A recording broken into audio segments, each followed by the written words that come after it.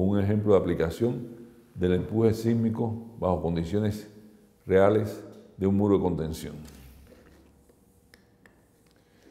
El ejemplo de aplicación es un método importante para ir viendo paso a paso la aplicación de los conocimientos adquiridos en la parte teórica.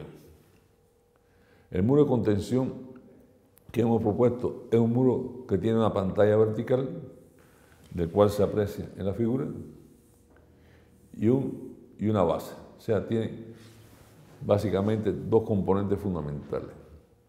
Es un muro de hormigón armado, que normalmente cantilever o le llaman también muro en voladizo. Es decir, es una reducción de un muro de gravedad masivo, donde se ha reemplazado un peso importante de hormigón por correspondiente a refuerzo. Pero en este caso solamente vamos a hacer, en este ejemplo de aplicación, el dimensionamiento geotécnico del muro. Es decir, el dimensionamiento de los distintos factores que comprenden la estabilidad al vuelco y al deslizamiento, pero aplicando los conocimientos adquiridos en cuanto a las condiciones en que se va a desarrollar esta obra. Hemos dicho que uno de los aspectos más importantes en un muro de contención es definir la altura del muro. La altura del muro seleccionada es, en este caso, la diferencia, la distancia que hay de la superficie al sello del muro, de la superficie libre. Fíjense que en este caso hemos asumido un caso simple donde el relleno tiene una superficie libre horizontal. Es un relleno de un suelo hasta el sello del muro. La altura H es un dato importante que se hace en todo tipo de construcción, definir la altura. En este caso, el muro es de 6 metros. O sea, al ser 6 metros, hemos tratado de no usar un muro de hormigón armado gravitacional, sino hemos adoptado a partir de 5 metros, se ha orientado que es cuando más se emplea los muros tipo cantilever, o sea, muros en voladizo. Por lo tanto, al conocer la distancia desde la superficie hasta el sello de fundación, que es de 6 metros, H, de 6 metros de altura, pues entonces se trata de aplicar el tipo de muro cantilever que resulta más económico. Este muro tiene un terraplén en la parte posterior. Es un terraplén, es decir, puede pertenecer a una obra vial, a un camino, a una parte de un dique. Sí, puede tener distintas aplicaciones. Y también en la parte inferior puede haber también otra obra que sencillamente está relleno. El terraplén tiene una superficie que sirve para, en este caso, de circulación de vehículos. Es un dato importante que el terraplén precisamente es una obra que se utiliza mucho en las partes viales, donde hay una diferencia de cotas o de niveles, y en esta diferencia de nivel se coloca este muro para soportar ese terraplén. Posteriormente, aquí en el terraplén habrá, por lo tanto, un proceso de compactación, una pavimentación y los vehículos. El dato significa entonces que la carga no solamente es debida, o las cargas o solicitaciones que actúan sobre este muro son debidas a varios factores. En primer lugar, las cargas o solicitaciones debido al peso propio de la masa de suelo, el peso propio del muro, o sea, el peso propio del muro. Es un muro que hay que dimensionarlo. O sea, se parte de la altura H y después el peso propio del terreno que está influyendo en el trasdo del muro sobre el talón. Es decir, los pesos propios aquí son peso propio del muro, de hormigón, posiblemente sea de hormigón armado, puesto que forma ya un tipo de solución que reduce los muros gravitacionales masivos o cíclopes, y es un muro de hormigón armado, por lo tanto el peso volumétrico del hormigón armado y el peso del relleno que está en el trados.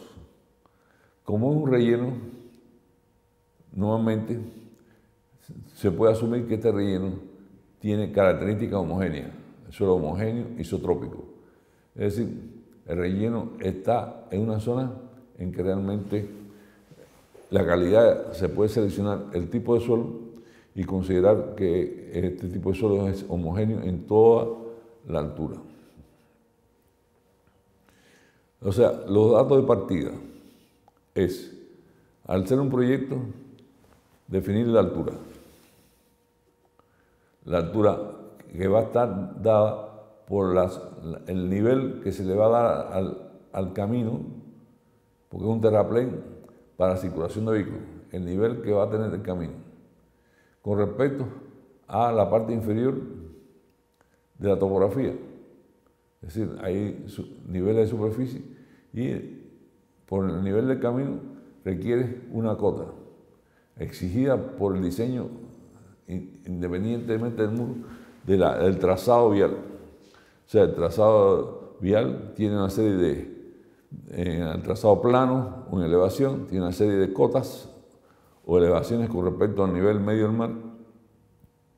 Y en este momento, en esta sección, se asume que el muro se va a mantener como tal, constante, en una determinada longitud. Y se va a decir que al ser el muro de 6 metros, puede plantearse de que es un muro que tiene una longitud bastante considerable, en un largo más de 1 metro normalmente, y por lo tanto puede ser 60 metros, 70, 100 metros, o sea, es un tramo de un proyecto vial. Y en el tramo de ese proyecto vial, el muro este se va a construir bajo una sección que es constante. Y si es un tramo de proyecto vial, se asume que por lo menos las diferencias de cotas o de niveles entre el pavimento vehicular y la parte inferior es de 6 metros. Estos 6 metros se asumen como un desnivel constante que va a haber entre el terreno natural, que este puede ser el terreno natural, y la elevación, porque es un terraplén. O sea, hay una explanación que está en una cota, y esa es prácticamente una explanación horizontal, y en ese tramo hay que hacer un terraplén para la circulación de un vehículo.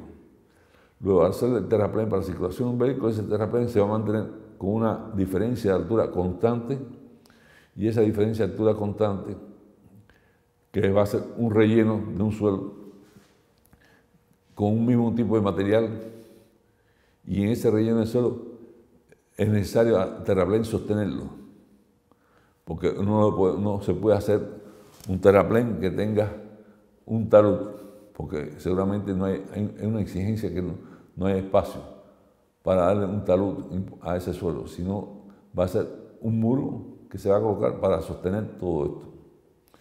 Luego, esa es una definición inicial para hacer el proyecto de un muro. ¿Qué espacio o qué longitud va a tener ese muro? Y si ese muro va a ser de un perfil constante, es decir, el perfil sería el corte transversal que se le va a proponer, y si ese corte transversal también tiene la misma altura en toda esa longitud. Luego aquí no vamos a poner lo que es la longitud del camino ni la longitud del desarrollo vial de todo el proyecto, sino vamos a concluir que después de haberse evaluado la longitud del camino y la altura del terraplén que hay que considerar, una de las alternativas para sostener ese terraplén es hacer un muro. Y a partir del dato que se da, de seleccionar el tipo de muro. Para seleccionar el tipo de muro, uno de los criterios que se ha evaluado en las otras sesiones es cuál sería la altura. Como estamos hablando aquí de una altura o la diferencia entre la cota del terraplén y el terreno natural de 6 metros, Pues entonces adoptamos a hacer un muro cantilever, que es un muro reforzado, donde se va a disminuir el volumen de hormigón que podría tener un muro gravitacional masivo por un refuerzo interno del acero. En esta etapa no vamos a analizar lo que es el diseño de la armadura, solamente vamos a ver lo que es el análisis de estabilidad del muro bajo las condiciones de un efecto sísmico, o sea, la aplicación de lo que hemos considerado en los primeros capítulos, que tiene que ver con la estabilidad al vuelco y al deslizamiento como elemento básico, y el efecto de la fuerza sísmica. Para hacer este proyecto es necesario empezar por una serie de aspectos fundamentales y que están relacionados con los criterios de hacer un primer paso, que es hacer la información de la base de datos. ¿Cuál es la base de datos que es necesario utilizar para un proyecto de un muro? Bueno, en primer lugar, una vez considerado el tipo de muro por la diferencia de nivel, que esto hemos dicho que es un muro envoladizo. Dos, son las especificaciones que tienen que ver fundamentalmente con la calidad del hormigón que va a ser utilizado en ese proyecto. Normalmente estamos hablando entonces no de hormigón masivo, sino también de hormigón armado, una estructura de concreto armado, cuyo peso específico normalmente está en 2.500 toneladas por metro cúbico, 2.500 kilogramos por metro cúbico, o sea, 2,5 toneladas por metro cúbico, es aproximadamente el peso que tiene el 2.500 kilogramos por metro cúbico, es el peso aproximadamente que tiene el hormigón armado. Si fuera hormigón simple, posiblemente sea alrededor de 2.2 toneladas, 2.1 toneladas por metro cúbico, o sea, un poco menos. El otro tema que es importante considerar es los datos del suelo. Los datos del suelo. O sea, tener la información preliminar de qué tipo de suelo de relleno va a ser empleado. Se aconseja, por lo tanto, como es un proyecto de un terraplén, que sea un suelo gravitacional, de grava, un suelo que sea una grava o arena, y no utilizar suelos friccionales, precisamente. También el otro dato importante es ver cuáles serían los parámetros del suelo del sello. Como el muro está puesto en un terreno natural, pues entonces había que considerar los parámetros del suelo de la base. O sea, el terraplén normalmente está en un nivel de relleno prácticamente hasta el sello de la fundación, porque se participa en los empujes. Y el dato importante también es saber cuál es el tipo de suelo que está en la base, qué tipo de suelo tenemos en la base. Después, otra serie de informaciones que es necesario tener, como son los efectos del sistema de régimen natural del lugar. Es decir, si estamos en una zona sísmica o no estamos en una zona sísmica. O sea, ¿a qué nos referimos cuando eso? Una serie de informaciones que hay que tener como dato inicial. ¿Qué se va haciendo entonces? Una vez seleccionado el tipo de muro, se establece lo que se llama un dimensionamiento preliminar. O sea, se parte para incluir datos. Asumimos una serie de datos. Los datos que hay que asumir es, una vez todos están correlacionados fundamentalmente con la altura del muro, 6 metros. Después se da la base, el ancho de la base. El ancho de la base, que es la zapata, el ancho de la zapata. El ancho de la zapata se ha orientado a tomarla como experiencia entre 0.4 y 0.7 de la altura. O sea, entre 0.4 y 0.7 tenemos que el ancho de la base propuesto es 3,6, es decir, 0,6 de la altura. O sea, 0,6 en este caso está dentro del orden de ese rango de variación de lo que es normalmente una base. Si la base, de acuerdo a la experiencia, se plantea que sea del 0,4 al 0,7, o sea, entre 40 y el 70% de la altura. Aquí tomamos el 60% que está dentro de ese rango medio, el ancho de la base. Después, a partir del ancho de la base, se define lo que es la altura, el espesor de la corona del muro. Bueno, el espesor de la corona del muro es prácticamente un valor que está más de 0,25 a 0,30 centímetros. O sea, normalmente la corona se define como un parámetro que permita después la colocación de ferradura o fierro, y normalmente este es el ancho que se adopta. Después tenemos el ancho de la parte de la base del puntal. ¿Ah?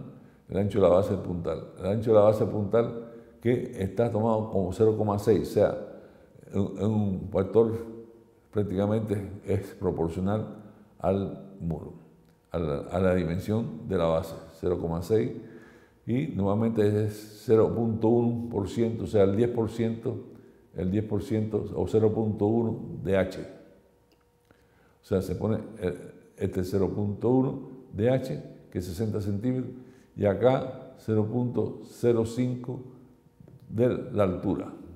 O sea, la corona 0,05 o el 5% en este caso de la altura del muro.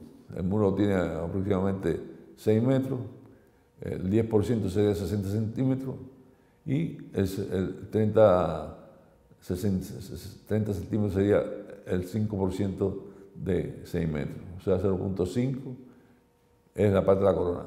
El muro, la corona, en este caso el pedestal se ha hecho no recto, sino en forma de trapecio.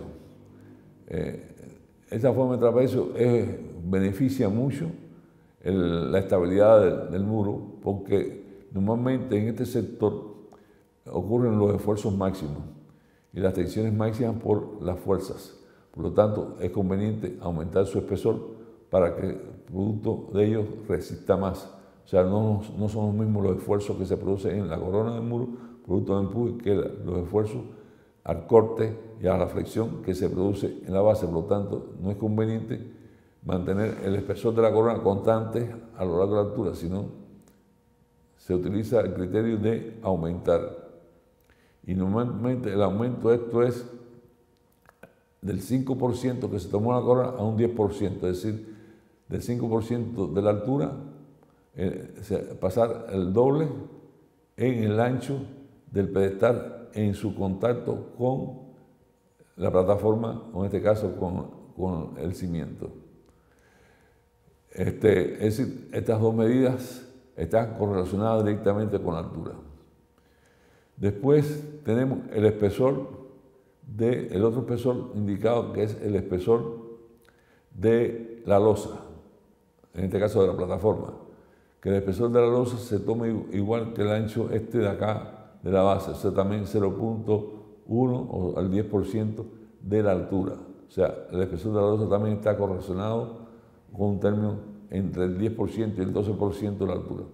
Claro, estos son valores preliminares que después se necesita verificar.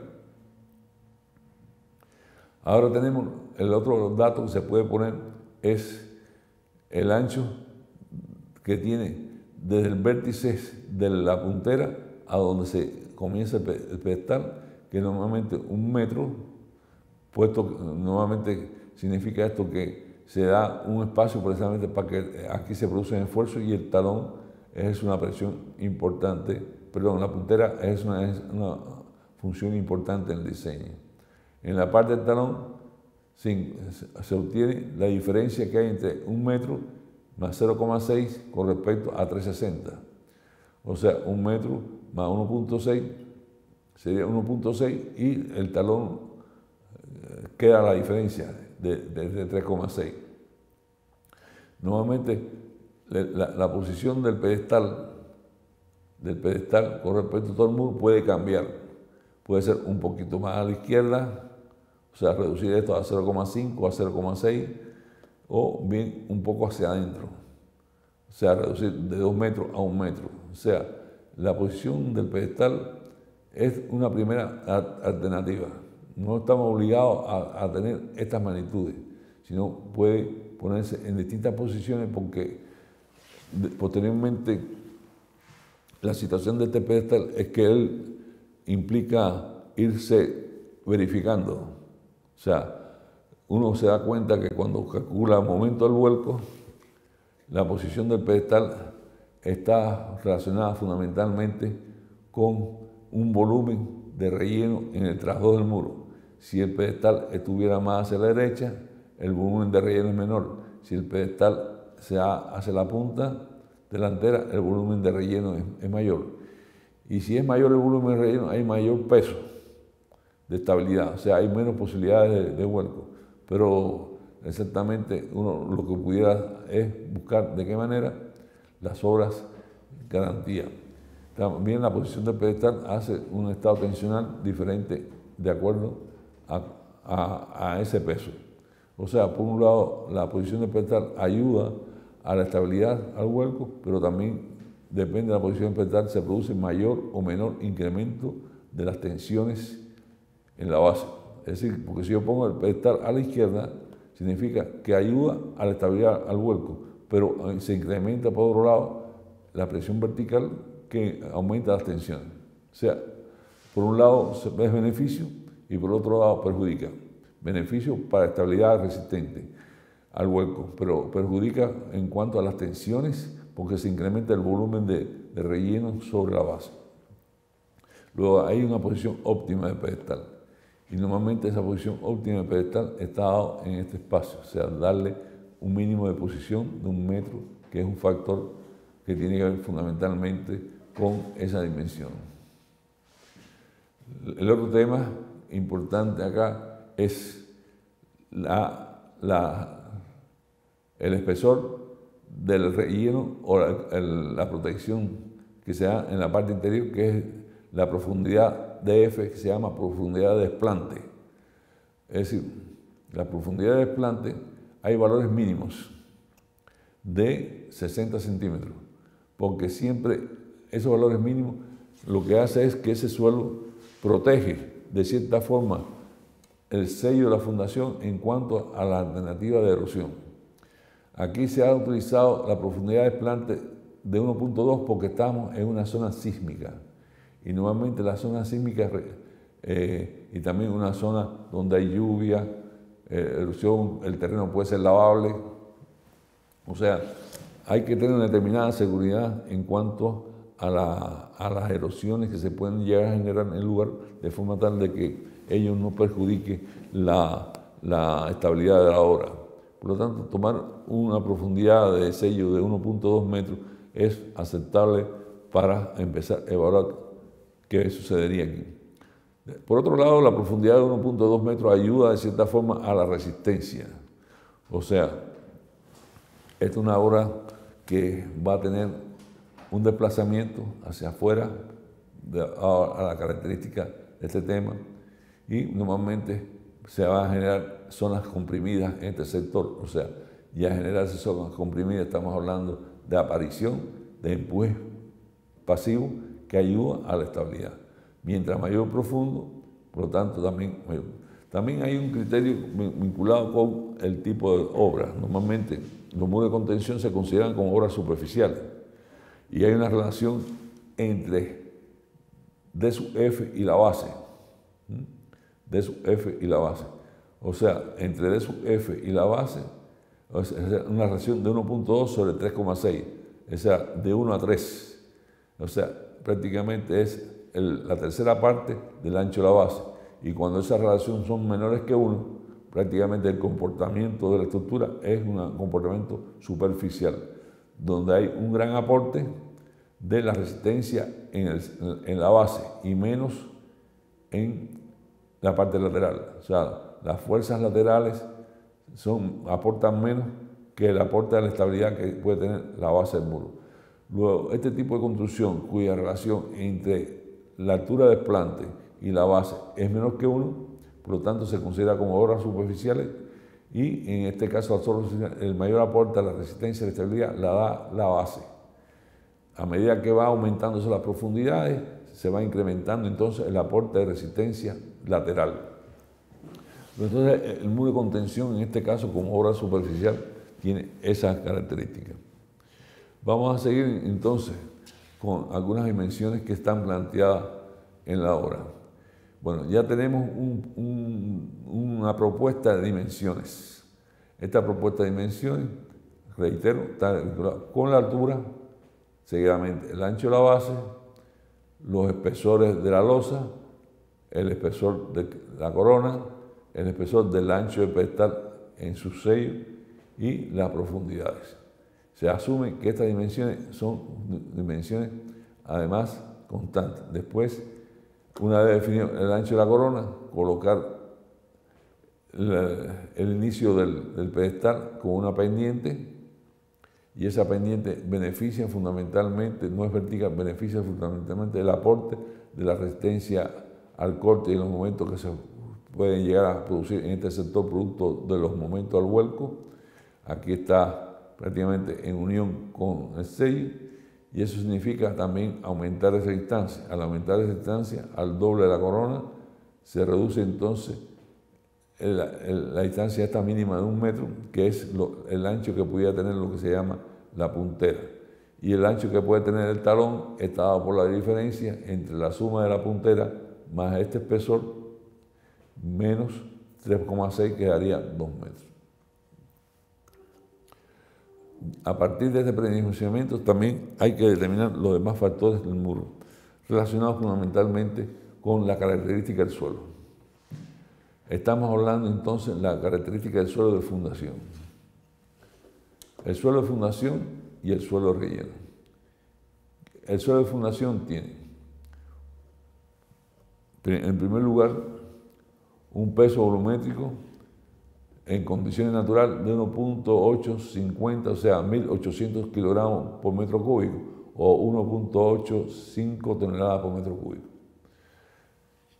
O sea, el sello de fundación es el suelo natural que está existiendo en el lugar donde se va a hacer el proyecto. Nuevamente este dato es tomado del ensayo de laboratorio de mecánica del suelo a través de evaluación de las calicatas, o sea, hacer una perforación a determinada profundidad.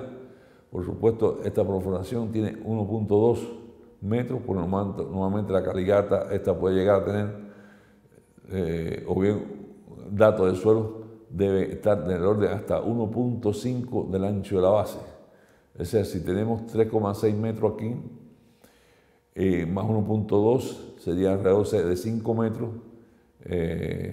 Por lo tanto, el dato de las características del suelo hay que tomarlo de aquí hacia abajo, un 50% más de este ancho. O sea, estamos hablando de cerca de 5 metros de profundidad. Si aumentamos esto a 1.8, bueno, un poco más de 5 metros, serían 5,40, casi 6 metros.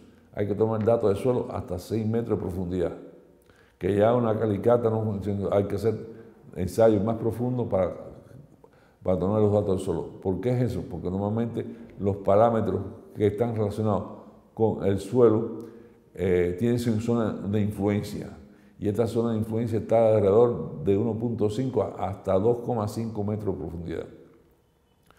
La zona de influencia es debido a la forma de que se pueden producir fallas en la base. Lo del dato del suelo de la base es un dato promedio de los distintos espesores que existen debajo de él hasta profundidades de un 50% más del ancho de la base. Luego, cuando uno toma esta dimensión, ya sabe que si tenemos una base de 3,6, los datos del suelo nos interesa conocerlos hasta un 50% más del ancho de la base. Es decir, estamos hablando de 5,4 a 6 metros, diríamos 6 metros como cifra redonda, hasta el ancho de la base. Luego, este suelo que está aquí indicado es un suelo natural de 1.8 como promedio dentro del espesor de 6 metros por debajo de la base. El otro dato del suelo es el sello de fundación, que es 1.2 metros, que ya aparece el ángulo de fricción interna. O sea, es un suelo natural que tiene un ángulo de fricción interna de 32 grados. Bueno, este es un suelo que no es malo, sino es más bien un suelo cuyo ángulo de fricción es importante. Y después tenemos la cohesión del suelo, o sea, un suelo cohesivo, un suelo que tiene 0,25 kilogramos por centímetro cuadrado. Estos son datos de resistencia que vienen a través de un ensayo de corte directo, rápido, un ensayo rápido. ¿Por qué un ensayo rápido? Porque normalmente se puede tener a través de ensayo triaxial o un ensayo rápido, porque normalmente el análisis que se está haciendo aquí de la estabilidad corresponde a una evaluación en la rotura. Y en la rotura corresponde fundamentalmente a la evaluación de los parámetros del suelo a través de un ensayo rápido. No es lento, no es de larga duración, no es un proceso en el tiempo de larga duración, no es un proceso que vamos a esperar que ocurran asentamientos, ni fisuras, ni grietas, o un proceso de carga de larga duración, sino es carga que se puede ocurrir en un momento dado, producto de una rotura, y por lo tanto las combinaciones de carga que se analizan son combinaciones de carga que tienen que ver con la falla por rotura. Si es falla por rotura, los ensayos que corresponden a un ensayo triaxial rápido y están también conociendo los datos de la cohesión. O sea, el suelo no se permite que drene, o sea, no se permite el drenaje del suelo. O sea, o la evaluación que se hace en el laboratorio no es para drenar, porque si el suelo bajo una carga empieza a drenar, se supone que sea un proceso lento, de acuerdo al nivel de grado de permeabilidad del suelo. Se asume que sea un ensayo en que no le permite drenar, o sea, sin drenar el suelo, se determinan los valores del tipo de ensayo. Bueno, el ángulo de fricción interna y la cohesión está obtenido por un tipo de ensayo que se llama ensayo rápido, o bien el ensayo triaxial rápido, donde fundamentalmente el suelo se establece las cargas sin darle posibilidades de que drene. Y esa es la semejanza o la forma análoga que se puede llegar a producir una rotura. La rotura por un sistema de carga muerta más viva no es a larga duración, sino a corta duración. Después, el otro dato fundamental que se tiene en esta obra es la capacidad última del sello de fundación, Q última, que es la capacidad de soporte del sello de fundación. Esa capacidad de soporte del sello de fundación está dada en las teorías de capacidad de carga y también se obtiene a través de tres parámetros.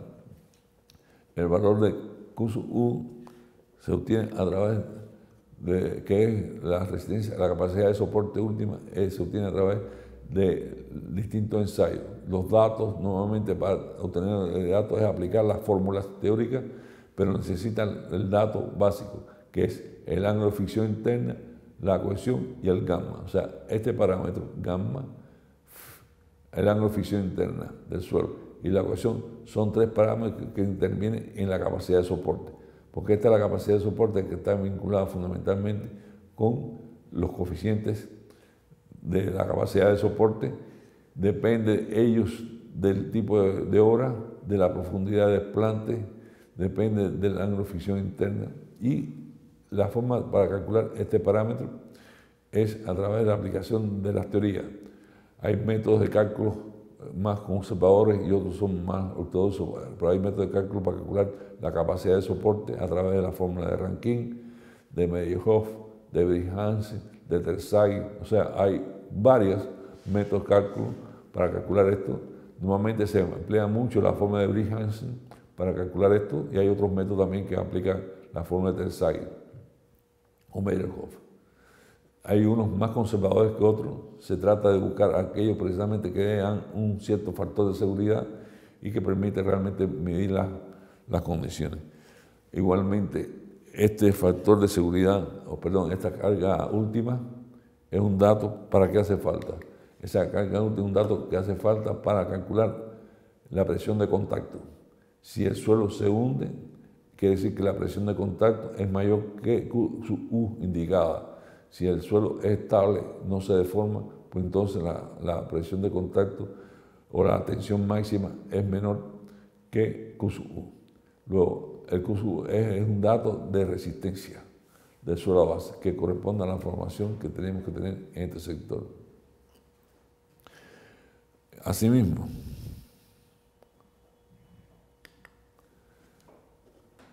es decir, gamma, D sub F, ángulo de fricción interna en C, son parámetros que intervienen directamente con la selección de la carga última. La carga última también es un dato que está relacionado con la geometría y el nivel de desplante de la obra. Depende fundamentalmente de la inclinación del terreno, de los parámetros de profundidad. O sea, hay distintos parámetros geométricos de posición, de inclinación de la carga, de horas asimétricas, de la inclinación de la carga actuante, que depende fundamentalmente de cómo es la reacción. La reacción no es una reacción solamente vertical, sino la reacción depende fundamentalmente de cómo es la resultante del sistema de fuerza actuante. Si es una obra simétrica, que si está en determinada profundidad, sí depende básicamente de los parámetros de las propiedades físico-mecánicas del suelo.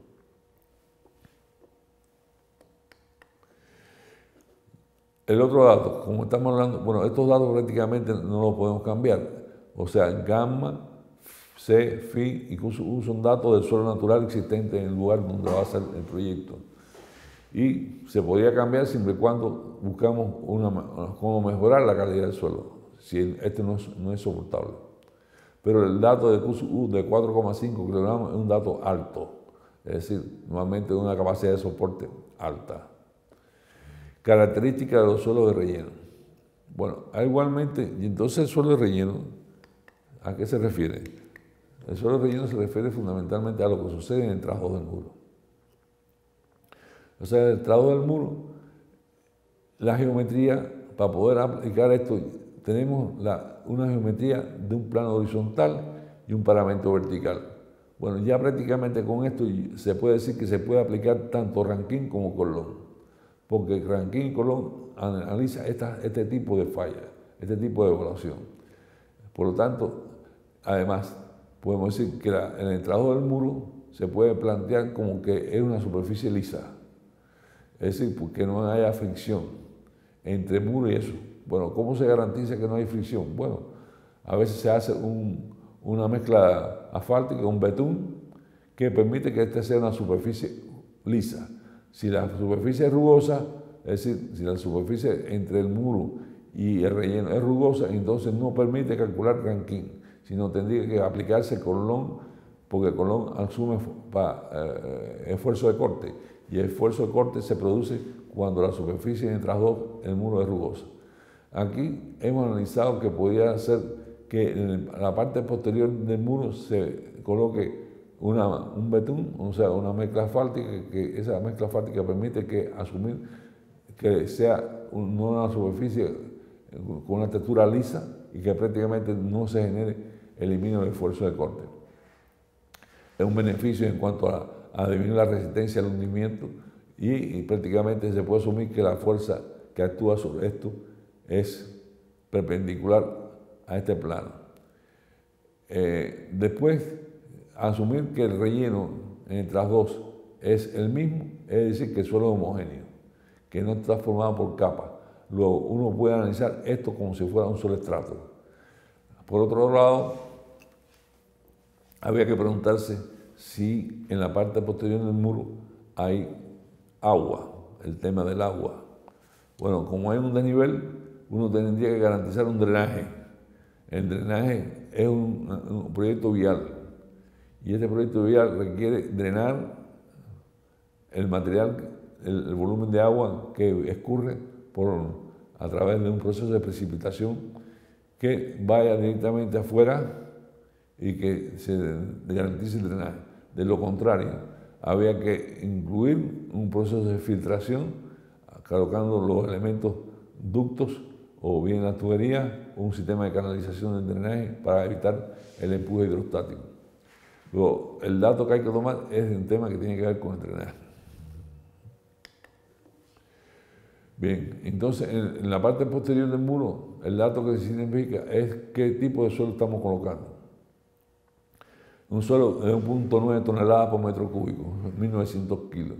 Si es 1.9 toneladas por metro cúbico, es un suelo que puede estar, de un terraplén, tiene que estar compactado. Es decir, el nivel de compactación es importante evaluar cuál sería la máxima densidad seca que tiene ese suelo en condiciones de construcción, y después con la humedad que se le incorpora, tener un rango de la humedad óptima o un rango de humedades en el cual se pueda diseñar la obra. Como un proyecto vial, se sabe que en un proceso de construcción, aquí puede haber un proceso de rellenos del terraplén por capas, y cada capa normalmente que se va colocando en el trabajo del muro tiene un proceso de compactación y tiene que ir evaluándose la humedad. Se supone que lo primero que se haga aquí es este muro, antes de hacer el relleno. O sea, pero una vez colocado el muro, es que había que hacer una excavación para colocar el sello del muro, la compactación del sello del muro, después colocar con determinada espacio la obra, y después se produce un proceso de compactación tanto en el frontis como en la parte posterior del muro, o sea, en el intradós y en el trasdós del muro, y en este proceso el terraplén se va rellenando por capas. La capa es un proceso de compactación, las capas tienen aproximadamente unos 25 centímetros cada uno, y hay que ir controlando no solamente el espesor de las capas, sino la humedad y la densidad de ese suelo, de forma tal de lograr una densidad de 1.9, que sería la densidad que tiene que tener este suelo ya en un proceso de compactación. O sea, tiene que ser la misma densidad, y también el peso volumétrico de ella relacionado con el proyecto. Luego, al considerar que este estrato se va compactando, uno de los temas que pueden ocurrir es que, como el muro se construye primero y después viene el proceso de relleno, a medida que se va rellenando, es posible que las capas que se van rellenando van desplazando el muro. Normalmente se ocurre un proceso de desplazamiento del muro con el proceso de ir llenando el terraplén de capa por capa. Luego hay que estar midiendo constantemente de que no produzca deformaciones. Es decir, que el proceso de compactación de terreno no genere en el proceso de construcción de la obra desplazamiento, porque son desplazamientos inducidos por el proceso constructivo. Y ese desplazamiento inducido por el proceso constructivo puede ser que ya cambie las condiciones del proyecto, que se genere deformaciones por el proceso constructivo de compactación. Luego, este es un tema en que hay que tener mucho cuidado de buscar la forma de que no haya influencia entre las deformaciones que se pueden dar, y en todo caso que no se produzcan deformaciones mayores que las admisibles. Deformaciones vinculadas prácticamente con, si tenemos la altura de 6 metros, bueno, ustedes saben que está relacionado fundamentalmente con esa altura del 1 por 1000, o sea, no puede haber deformaciones de mucho mayores que las que están indicadas en las normas de 1 por 1000, 3 por 1000, es decir, alrededor de 5 milímetros, de 3 milímetros, etcétera, o de 6 milímetros máximo. Luego, siempre que hay la construcción, hay que evaluar el tema de las deformaciones que se pueden llegar a producir durante el proceso de construcción del terraplén que está en el trasdós del muro. Para ello hay que hacer trabajo de control topográfico permanente. Luego, el dato de 1.9 es un dato promedio, normalmente relacionado con este proceso de llenado. Y el otro proceso es buscar que el suelo relleno aquí es un suelo que también se ha seleccionado con un ángulo de fricción interna de 34 grados. O sea, es de mejor calidad que el que está en la base, y la cohesión es 0. Y al tener 34 grados, precisamente es un suelo de mayor calidad que el que se tiene en la base. Es decir, que el terraplén se selecciona el material, se localiza y se pone en un proceso de 34 grados. A medida que aumenta el ángulo de fricción, por lo tanto, es mayor la capacidad resistente al empuje activo y se te transmite menos empuje. O sea, la fricción soporta parte de la carga del empuje y se reduce mucho el empuje activo, ya que está relacionado directamente con el ángulo de fricción interna. El otro parámetro que es importante considerar en el diseño es las condiciones del lugar, en qué zona sísmica está. Bueno, se supone que la obra se va a localizar en un lugar donde corresponde a una zona sísmica. Y esa zona sísmica define las aceleraciones máximas que se llegan, las velocidades máximas de aceleración, que es un parámetro que se había visto que está relacionado fundamentalmente con el incremento del empuje activo, y esta zona sísmica define el tipo de suelo que está, dónde está localizado, y con ello las normas pueden proponer precisamente cuál es la obra que se debe hacer ahí, cuáles son las aceleraciones que hay que tomar, las aceleraciones máximas, las velocidades máximas. La sobrecarga estaba como dato vehicular. La sobrecarga vehicular es aquel efecto que se produce en la superficie del pavimento y el drenaje de agua de lluvia. O sea que acá habrá una sobrecarga vehicular que normalmente se puede asumir como una carga equivalente al empuje, a la presión del suelo por una altura de 60 centímetros. O sea, si el gamma del suelo es 1.9 y la altura es 60 centímetros, la sobrecarga debido a vehicular, cuando no hay datos específicos, sería 60 centímetros por 1.9, que está alrededor de cerca de 1 tonelada por metro cuadrado de carga presión. Es decir, es el equivalente a colocar un estrato de 60 centímetros de altura, pero con el gamma de ese estrato igual al gamma del suelo que está inmediatamente inferior a esa superficie. Ese es un criterio para calcular el efecto de la sobrecarga. Y la sobrecarga influye fundamentalmente también en el relleno de traslados y en el peso del muro. Y para concluir esta sección, estamos hablando entonces de presentación del estudio, el drenaje de aguas de lluvia. Las aguas de lluvia hay que saber fundamentalmente cómo actúa, hay que drenar esto. Como hay agua de lluvia, uno puede plantearse la situación de que este sea impermeable totalmente, con un pavimento impermeable y que no existan infiltraciones.